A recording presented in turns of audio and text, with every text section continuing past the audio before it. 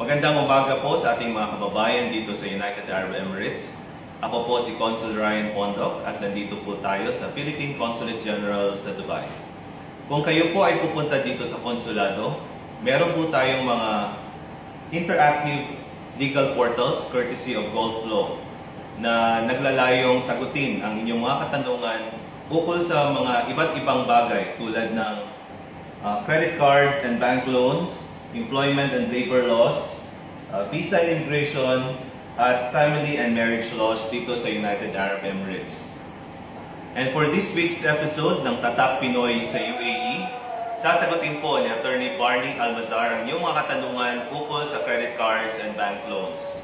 Kung kayo po ay may mga katanungan, mag-comment lang po sa video na ito at sasagutin po ang inyong mga tanong ni Attorney Barney.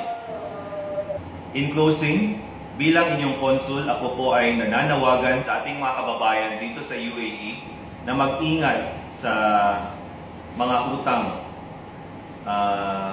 whether sa bangko or sa credit card, para hindi po tayo malagay sa alanganin. Maraming salamat po.